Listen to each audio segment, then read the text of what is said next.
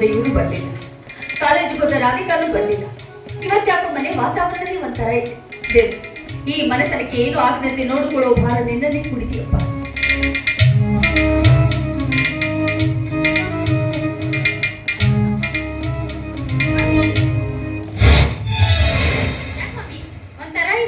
ಒಂಥರ ಇರುವಂತೆ ಮಾಡಿದೀಯಲ್ಲಿ ಅಂತ ನಾನೇ ನಮ್ಮ ಮಾಡಿದ್ದೇನೆ. ನೀನೇ ಮಾಡ್ಬೇಕು.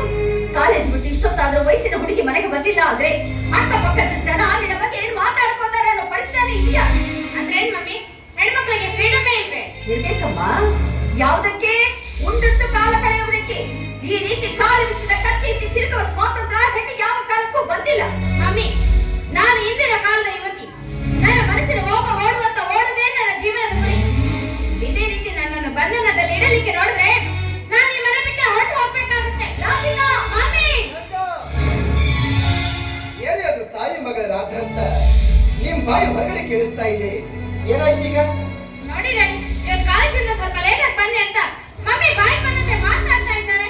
ಅಲ್ಬೇಕ, ಬೆಳೆದ ಮಗಳಿಗೆ ಈ ರೀತಿ ಮಾತಿಗೂ ಕಟ್ಟಾಕ್ತಿಗಳನ್ನ ಹಾಕ್ತಾ ಹೋದ್ರೆ ಇಲ್ಲಿ ಪ್ರೀತಿ ವಾತ್ಸಲ್ಯ ಉಳಿಯುತ್ತೇನೆ. ರೀ, ನಿಮ್ಮ ಸಲಿಗೆ ಅವಳಿಗೆ ಅತಿ ಆಯ್ತು ರೀ. ನಾವು ಮೊದಲಿಂದೊಂದು ಜೀವಿಗಳು. ನಾಳೆ ಏನಾದ್ರೂ ಹೆಚ್ಚು ಕಡಿಮೆ ಆಗಿ ಬೆಟ್ಟದಂತ ಅಪವಾದ ಹೊತ್ತುಕೊಂಡು ಬಂದ್ರೆ ನಾವಿಬ್ಬರು ನಿಂತಲ್ಲೇ ಸುಟ್ಟುಕೊಂಡು ಸಾಯ್ಬೇಕಾಗುತ್ತೆ. ಸರಿಯಾಗಿ ತಿಳಿಸಿ ಹೇಳ್ರಿ ಅವಳಿಗೆ. ನಿನ್ನ ತಾಯಿ ಹಳ್ಳಿಯಲ್ಲಿ ಬೆಳೆದಂತ ಚಿನ್ನದಂತ ಹೆಣ್ಣು. ಇವಳಿಗೆ ಮಾನ ಮರ್ಯಾದೆಗಳು ಗೊತ್ತೇ ವಿನಃ ಸ್ವೇಚ್ಛೆ ಜೀವನ ಗೊತ್ತಿಲ್ಲ. ಹಣ ಇಲ್ಲಂದ್ರೆ ಏನಾಯ್ತು? ಕ್ಷಣಾರ್ಧದಲ್ಲೇ ಮಾನ ಮರ್ಯಾದೆಗಳನ್ನ ಬೀದಿಲಿ ಹರಾಜಾಗಿ ಬಿಟ್ರೆ ನಾಳೆ ನಾವು 3 ಜನ ಅದೇ ಬೀದಿಲಿ ಹೆಣಗಳಾಗಿ ಬಿದ್ದಿರ್ಬೇಕಾಗುತ್ತೆ. ನಮಗಾದ್ರೂ ಏನ್ ಆಸೆ ಇದೆ? ಒಬ್ಬಳೆ ಮಗಳಾದ ನೀನು ನಾವು ವಿಜೃಂಭಣೆಯಿಂದ ಮದುವೆ ಮಾಡಿ ಕೊಡಬೇಕು ಅನ್ನೋದು ನಮ್ಮ ಕೊನೆಯ ಆಸೆ. ಅದಕ್ಕೆ ಬೇಡ ಅಂತಾರೆ ಡ್ಯಾಡಿ. ಆದಷ್ಟು ಬೇಗ ನನ್ನ ಮದುವೆ ಮಾಡಿ ಮುಗಿಸ್ಬಿಡಿ. ವರ ಹುಡುಕ್ತಾ ಇದ್ದೀನಿ, ಸಿಗ್ಬೇಕಲ್ಲಮ್ಮ? ಡ್ಯಾಡಿ, ನಿಮಗೆ ಆ ತೊಂದರೆನೇ ಬೇಡ ಅಂತ ನನಗೆ ಬೇಕಾದ ವರ ನಾನೇ ಸೆಲೆಕ್ಟ್ ಮಾಡ್ಕೊಂಡ್ಬಿಟ್ಟಿದ್ದೀನಿ. ರಾಧಿಕಾ, ಏನ್ ಮಾತಾಡ್ತಾ ಇದೀಯೇ? ನಿನಗೆ ವರ್ಣ ನೋಡುವ ಹಕ್ಕು ನಿನ್ನ ತಂದೆಗಿದೆ. ಹೆಣ್ಣಿಗೆ ಇಷ್ಟೊಂದು ಸ್ವತಂತ್ರತೆ ಒಳ್ಳೆಯದಲ್ಲ, ಒಳ್ಳೆಯದಲ್ಲ. ಆಗಿನ ಕಾಲ, ಈಗಿನ ಕಾಲದಲ್ಲಿ ತಮಗೆ ಬೇಕಾದ ವರ್ಣನ ತಾನೇ ಹಾಸ್ಬಿಡ್ತಿದ್ದಾರೆ. ಇವರು ಅದನ್ನು ತಾನೇ ಮಾಡಿರೋದು. ಎಲ್ಲಿ ಬರಬಾರದು ನಡೆದೇವರು? ಆಗ್ಲೇ ಕರ್ಕೊಂಡು ಬಂದು ಹೊರಗಡೆ ನಿಲ್ಸಿದ್ದೀನಿ ಡ್ಯಾಡಿ. ನಮ್ಮನ್ನ ಹೊರಗಡೆ ನಿಲ್ಸಿದ್ರಿ ಅಂತ ಹೇಳ್ತಾ ಇದೀಯಾ? ಅವರ ಬಗ್ಗೆ ತಪ್ಪು ತಿಳ್ಕೊಳ್ಳೋದಿಲ್ವಾ? ಹೋಗಿ ಕರ್ಕೊಂಡು ಬಾ. ಮಮ್ಮಿ, ನಾನೆಲ್ಲ ಹೇಳ್ತೀನಿ, ಹೋಗು. Okay daddy. ಯಾಕೆ ಹೇಳ್ತಾ ಇದೀಯಾ? ನಮ್ಮ ಮಗಳು ಏನ್ ತಪ್ಪು ಮಾಡಿದ್ದಾಳೆ? ನಮ್ಮಿಬ್ಬರ ತಲೆ ಮೇಲಿರುವಂತ ಭಾರನ ಕೆಳಗಡೆ ಇಳಿಸಿದ್ದಾಳೆ. ಇರೋಣ ಒಬ್ಬಳೆ ಮಗಳು. ವಿಜೃಂಭಣೆಯಿಂದ ಅವಳು ಮದುವೆ ಮಾಡಿ ಮುಗಿಸ್ಬಿಡೋಣ. ನಾಳೆ ನೀನನ್ನು ನಿಜವಾದ ಯಜಮಾನಾದ ರಮೇಶನ ಹೆಸರಿಗೆ ಆಸ್ತಿ ಐಶ್ವರ್ಯವನ್ನೆಲ್ಲ ಒಪ್ಪಿಸಿ ಅದೇ ಬೀದಿನಲ್ಲಿ ನಾನು ಒಬ್ಬ ಕಾರ್ಮಿಕನಾಗಿ ದುಡಿದು ನಾಳೆ ನಮ್ಮ ಉಪಜೀವನಕ್ಕೆ ಏನಾದ್ರೂ ದಾರಿ ಮಾಡ್ತೀನಿ. ಚಿಂತೆ ಮಾಡಬೇಡ. ಈ ಮನೆನ ರಮೇಶನ ಹೆಸರಿಗೆ ಬರ್ಕೊಟ್ಟಿದ್ದೀರಾ? ನಾವು ಮೈ ಡಿಯರ್ ಬಾಯ್, ಇದು ನನ್ನ ಬೆವರಿನ ಬಿಲ್ಡಿಂಗ್. ಈ ಮನೆ ಕಟ್ಟಿಸಿದ ಕೈ ನನ್ನದಾದ್ರೂ ಈ ಮನೆಯಲ್ಲಿ ವಾಸ ಮಾಡುವ ಒಡತಿ ಬೇರೆನೇ ಇದ್ದಾಳೆ. ಯಾರಿಗೆ ಬೇಕಾಗಿದ್ರಿ ಈ ಆಸ್ತಿ? ನನ್ನ ನಿಜವಾದ ಆಸ್ತಿ ಅಂದ್ರೆ ನೀವು ಸುಖವಾಗಿದ್ರೆ ನನಗಷ್ಟೇ ಸಾಕು. ಏನು ನೀನು ಚಿಕ್ಕ ಚಿಕ್ಕ ವಿಷಯಕ್ಕೆಲ್ಲ ಅಳ್ತಾ ಇರ್ತೀಯ? ಅಲ್ಲಿ ಹಳೆಯ ಬರ್ತಾ ಇದ್ದಾರೆ, ಸ್ವಲ್ಪ ನಗ್ನಗ್ತಾ ಅವ್ರನ್ನ ಸಾಕ್ತಕ್ಕ. ಏನ್ ಡ್ಯಾಡಿ, ಮಮ್ಮಿ ನಾನು ನಗಿಸ್ತಾ ಇದ್ರ? ಇಲ್ಲಾಂದ್ರೆ ಅವಳಿಗೆ ಮದುವೆ ಒಪ್ಕೊಳ್ಬೇಕಲ್ಲಮ್ಮ. ಕರ್ಕೊಂಡು ಬಂದಿದ್ದೀನಿ ನೋಡಿ ನಿಮ್ಮ ಹಳೆಯಾಗವ್ರು ನನ್ನ. ಏನಪ್ಪ ಹಳೆ ದೇವ್ರೆ, ತಿರುಗಿಸ್ಕೊಂಡಿದ್ದೀಯಲ್ಲ, ಏನಿದೆ ಹೆಸರು? ಏನ್ರಿ, ಎಲ್ಲ ನಾನೇ ಹೇಳ್ಬೇಕೇನು? ಡ್ಯಾಡಿ ಕೇಳ್ತಾ ಇದ್ದಾರೆ, ನಿಮ್ಮ ಹೆಸರಂತ ಹೇಳಿ. My name is Ramesh.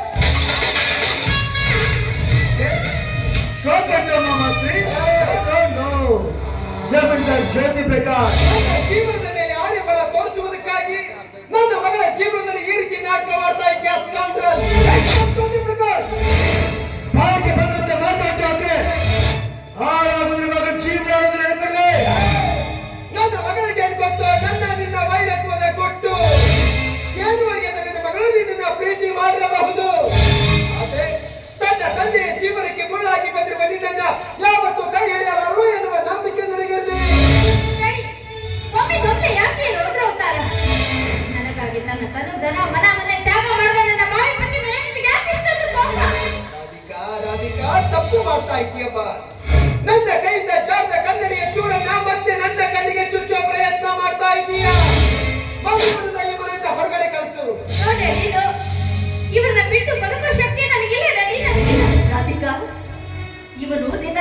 ಜೀವಕ್ಕೆ ಮುಳ್ಳಾಗಿ ಬಂದಿರುವ ಪಾಪಿಯಮ್ಮ. ಇಂಥವರ ಜೊತೆಗೂಡಿ ಹೆತ್ತವರ ಕತ್ತನೆ ಕೊಯ್ತೀಯ. ಅಂತದೇನಮ್ಮ ಮಾಡ್ತಾರೆ ಇವರು ಡ್ಯಾಡಿಗೆ? ಇವನೇನು ಮಾಡ್ತಾನಮ್ಮ ಈ ನಿಮ್ಮ ಡ್ಯಾಡಿಗೆ? ಆದ್ರೆ ತನ್ನ ಸೋದರ ಮಾವನ ಮಾತಿಗೆ ಬೆಲೆ ಕೊಟ್ಟು ಈ ನಿನ್ನ ತಂದೆಯ ಮುಖಕ್ಕೆ ಮಸಿ ಹಚ್ಚುವ ಪ್ರಯತ್ನ ಮಾಡ್ತಾ ಇದ್ದಾನೆ ಈ ಅವಿವೇಕಿ. ಅದನ್ನ ನಾನು ಹೇಳ್ತಿದ್ದೆ ಅದಕ್ಕೆ. ಸಂಪತ್ತಿನ ಸುಕುಮಾರನಾಗಿ ಬೆಳೆಯುತ್ತಿರುವ ಈ ನಿಮ್ಮ ತಂದೆಯ ಆಸ್ತಿ ಸ್ವಂತದಲ್ಲ, ಹರಾಜು ಕಂಡು.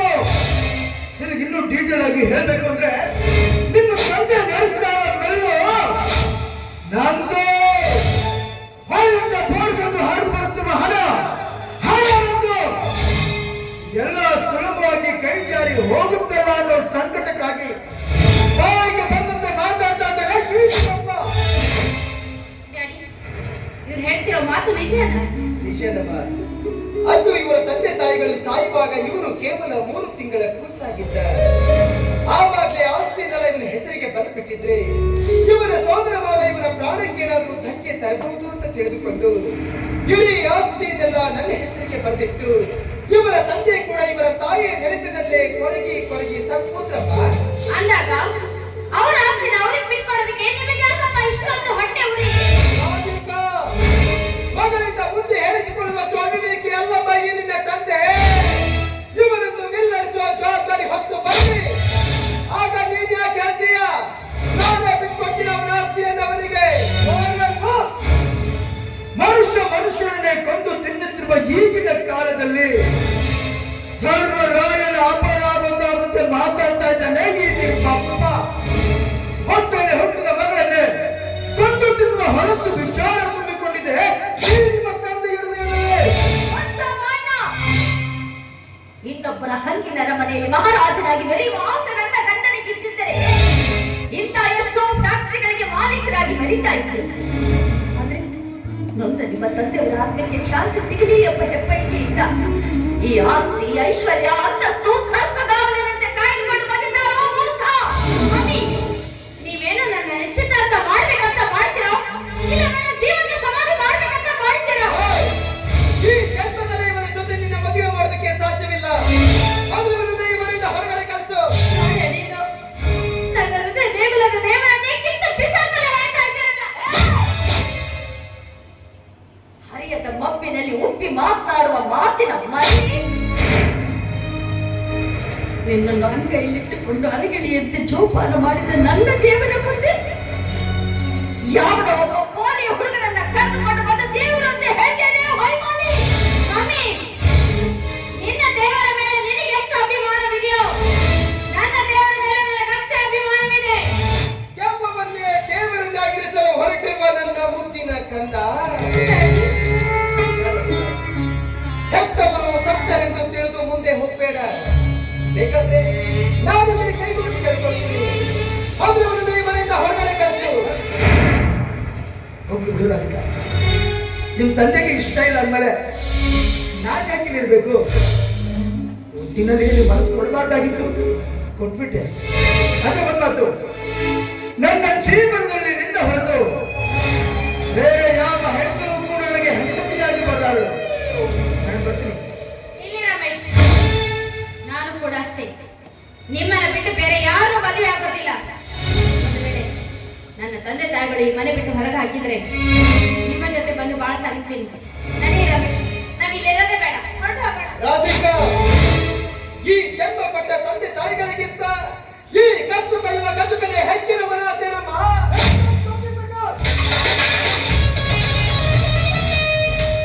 ಕತ್ತು ಕೈಯೋದಕ್ಕೆ ನಾನು ಬೇಕಾಗಿಲ್ಲ.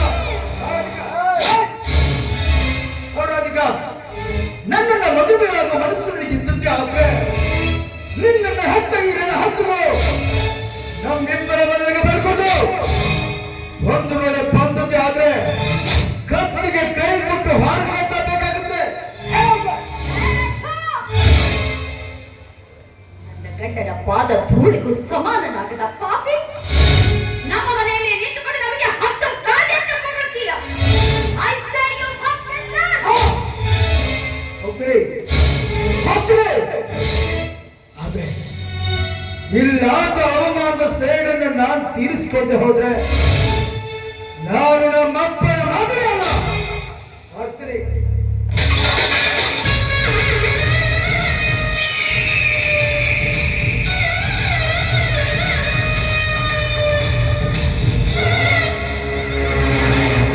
ಮಿಸ್ಟರ್ ಜ್ಯೋತಿ ಪ್ರಕಾಶ್, ಮಗಳಿಗೆ ಮದುವೆ ಮಾಡ್ತೀರಾ? ಮಾಡ್ತೀನೋ, ಮಾಡೇ ಮಾಡ್ತೀನಿ. ಬೇರೆ ಬೇರೆ ಹುಡುಗಿ ಮದುವೆ ಮಾಡ್ತೀರಾ? ಈ ಜ್ಯೋತಿ ಪ್ರಕಾಶ್ ಏನ್ ಹೇಳ್ತಾನೋ ಅದನ್ನೇ ಮಾಡ್ತಾನೆ, ಏನು ಮಾಡ್ತಾನೋ ಅದನ್ನೇ ಹೇಳ್ತಾನೆ. ಮಾಡಿ ಮಾಡಿ ಮಾಡಿ, ಯಾರು ಬೇಡ ಅಂತ ಹೇಳಿದ್ರು. ಆದ್ರೆ ಆ ಪೂರ್ವದಲ್ಲಿ ನಿಮ್ಮ ಮಗಳು ನಾಯಿ ಮುಟ್ಟಿದ ಮಾಲಿಕೆ ಇರ್ತಾನೆ.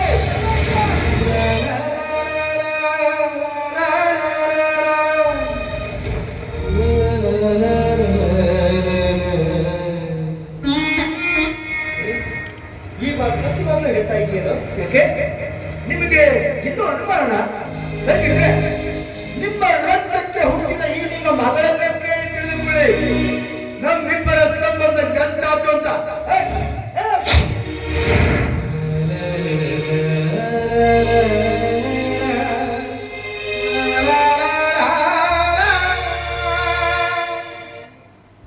ರಾಧಿಕಾ, ಅವನು ಹೇಳ್ತಾ ಇರೋದು ನಿಜನ? ಬೊಗಳೆ ಬೊಗಳೆ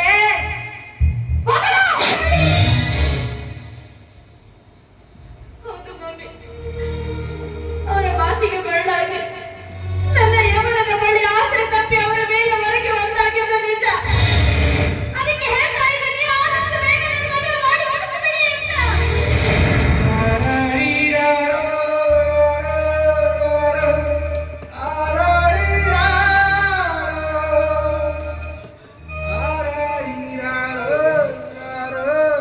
ಮಗಳನ್ನ ಮುಂದೆ ಓದಿಸೋದ್ ಬೇಡ, ಇವಳನ್ನ ಮದುವೆ ಮಾಡಿ ಕೊಡ್ತೀನಿ ಅಂತ ನೀನ್ ನನ್ನ ಹತ್ರ ಸಾವಿರ ಸಲ ಬಡ್ಕೊಂಡೆ. ಆದ್ರೆ ಒಬ್ಬಳೆ ಮಗಳು ಪ್ರೀತಿಯಿಂದ ಸಾಕಿದ್ದೀವಿ ಅಂತ ಇವಳನ್ನ ಸ್ವಇಚ್ಛೆಯಾಗಿ ಕಲಿಯೋದಕ್ಕೆ ಬಿಟ್ರೆ ಇವಳು ರೀತಿ ಮಾಡ್ತಾಳೆ ಅಂತ ನನಗೆ ಗೊತ್ತಿತ್ತು, ನನಗೆ ಗೊತ್ತಿತ್ತು. ಅಲ್ವೇ ಗಂಗಾ, ನಾವಿಬ್ಬರು ಇವಳಿಗೆ ಜನ್ಮ ಕೊಟ್ಟ ತಂದೆ ತಾಯಿಗಳ ಮೇಲೆ ಈ ಜನ್ಮ ಕೊಟ್ಟ ತಂದೆ ತಾಯಿಗಳಿಗಿಂತ ನಿನ್ನೆ ಮೊನ್ನೆ ಬಂದ ಹುಡುಗನೇ ಇವಳಿಗೆ ಹೆಚ್ಚಿನವನಾಗ್ಬಿಡ್ತಾನೆ, ಅವನೇ ಇವಳಿಗೆ ಹೆಚ್ಚಿನವನಾಗ್ಬಿಡ್ತಾನೆ. ಹೊಟ್ಟೆಯಲ್ಲಿ ಹುಟ್ಟಿದ ಮಕ್ಕಳೇ ತಂದೆ ತಾಯಿಗಳ ಮೇಲೆ ಈ ರೀತಿ ಚೋರಿಯಿಂದ ಹೇಳಿದ್ರೆ ಹೆಣ್ಣು ಹಡೆದ ನಮ್ಮಂತ ತಂದೆ ತಾಯಿಗಳಿಂದ ಯಾವ ರೀತಿಯಾಗಿ ಸಹಿಸಿಕೊಳ್ಳೋದಕ್ಕೆ ಸಾಧ್ಯ? ಯಾವ ರೀತಿಯಾಗಿ ಸಹಿಸಿಕೊಳ್ಳೋದಕ್ಕೆ ಸಾಧ್ಯ? ನೀನೇ ಕೇಳ್ತಾ ಇದೆಯಾ? ನಾನು ಇಷ್ಟೊತ್ತರೆಗೂ ಮಾತನಾಡ್ತಾರ ನಿಜ ಅಂತ ತಿಳ್ಕೊಂಡ್ಯಾ? ಇಲ್ಲ ಸುಮ್ಮನೆ ತಮಾಷೆ ಮಾಡಿದೆ. ಯಾಕಂದ್ರೆ ಈ ಹುಡುಗ ನಿಜವಾಗ್ಲೂ ನನ್ನ ಮಗಳನ್ನ ಪ್ರೀತಿ ಮಾಡ್ತಾ ಇದ್ದಾರೋ ಅಥವಾ ಆಸ್ತಿ ಆಸೆಗೋಸ್ಕರ ನಟನೆ ಮಾಡ್ತಾ ಇದ್ರು ಅಂತ ತಿಳಿದುಕೊಳ್ಳೋದಕ್ಕಾಗಿ ನಾನೇ ತಮಾಷೆ ಮಾಡಿದೆ. ರಮೇಶ, ಯಾಕೆ ಮಾಮ ಶ್ರೀ ಅಟ್ಟಹಾಸದಿ ಮಾತನಾಡಿದ ತಿಂಡ ನುಡಿಗಳು ಇಲ್ಲಿವರೆಗೆ ಬಾಯಿಗೆ ಬಂದಂತೆ ಬಯಸಿಕೊಂಡು ಬಾಯಿ ಎಂದಾಕ್ಷಣ ಬರೋದಕ್ಕೆ ಬಗ್ಗುವ ಜಾತಿಯಲ್ಲ ನಂದು. ಅದೇನ್ ಹೇಳ್ಬೇಕಂತಿದ್ಯೋ ಅದನ್ನ ಬಂದೇಳು. ಬರ್ತೀನಪ್ಪ, ನಾನೇ ಅಲ್ಲಿಗೆ ಬರ್ತೀನಿ. ಯಾಕಂದ್ರೆ ಹೆಣ್ಣನ್ನೇ ಕೊಟ್ಟು ನಿನಗೆ ಮದುವೆ ಮಾಡ್ತೀನಿ ಅಂದ ಬಳಿಕ ನಿನ್ನ ಕಾಲ್ಚೆಳಗಿನ ಚೆನ್ನಾಗಿ ಬಾಳ್ಬೇಕಾದದ್ದು ನನ್ನ ಕರ್ತವ್ಯವಂತೇನು. ಕಣ್ಣಿದ್ದದ ಕುರುಡರಿಗೆ ಆಶ್ರಯ ಊರಿಗೂ ನಿಂತರೆ ತಾನೇ ದಾರಿ ಕ್ರಮಿಸಲು ಸಾಧ್ಯ. ಅದರಂತೆ ದುಷ್ಟರ ದುರ್ಬೋಧನೆಗೆ ಒಳಗಾದ ನಿನಗೆ ಆಶ್ರಯ ಊರಿಗೋಲು ನಾನಾಗಲು ಪ್ರಯತ್ನ ಪಟ್ಟೆ ವಿನಃ ನನ್ನ ಸ್ವಾರ್ಥಕ್ಕಾಗಿ ನಾನು ಸಿಟ್ಟಾಗಿಲ್ವೋ? ನನ್ನ ಸ್ವಾರ್ಥಕ್ಕಾಗಿ ನಾನು ಸಿಟ್ಟಾಗ್ಲಿಲ್ಲ. ನೀನ್ ಕೇಳ್ತಾ ಇರೋ ಆಸ್ತಿ ಪತ್ರ ನಾನೆಂದೋ ನಿನ್ನ ಹೆಸರಿಗೆ ವಿಧಿ ಮಾಡಿಸಿಟ್ಟಿದ್ದೀನಿ. ಕೊಡೋದಕ್ಕೆ ಸ್ವಲ್ಪ ತಡ ಆಯ್ತು ಅಷ್ಟೇ. ಕೊಡ್ತೀನಿ ತಡೆಯೋದು.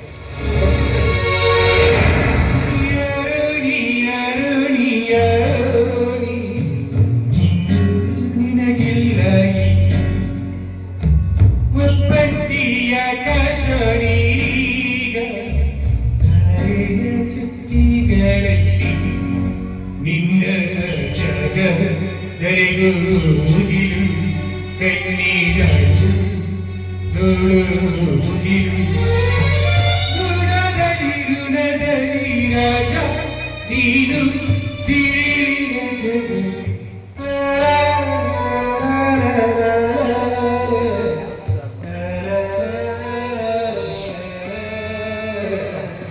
ನಿನಗೆ ಸೇರಬೇಕಾದ ಈ ಆಸ್ತಿ ಪತ್ರನ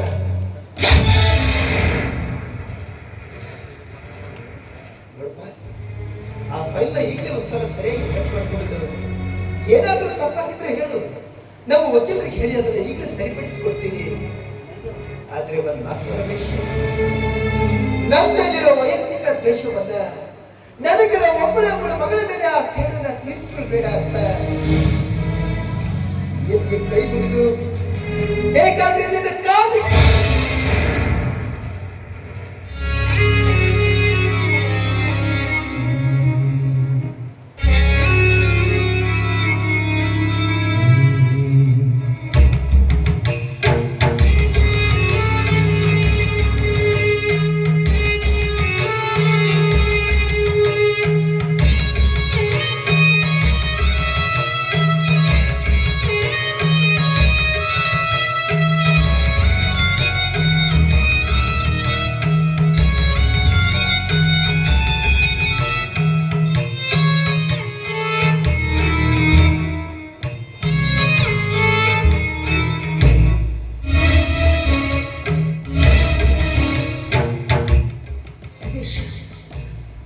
ಈಗಲಾದ್ರೂ ನಿನಗೆ ಸಂತೋಷ ಆಗಿರ್ಬೇಕಲ್ಲಪ್ಪ. ಚೆನ್ನಾಗಿರಪ್ಪ, ಚೆನ್ನಾಗಿರ. ನೀವೇ ಕೆಲಸ ಮೊದಲೇ ಮಾಡಿ ಮುಗಿಸ್ಬಿಟ್ಟಿದ್ರೆ ನಮಗೆಷ್ಟು ತೊಂದರೆನೇ ಆಗ್ತಾ ಇರಲಿಲ್ಲ. ಈಗ ನೋಡ್ರಿ ಎಷ್ಟು ಘೋರ ಆಯ್ತು. ಹೋಗ್ಲಿ, ಆತದೆಲ್ಲ ನಮ್ಮ ಒಳ್ಳೇದಕ್ಕೆ ಅಂತ ತಿಳ್ಕೊಳ್ಳಿ. ನಡಿ, ಕೈಕಾಲು ಮುಖ ತೊಳ್ಕೊಂಡು ಊಟ ಮಾಡಿ.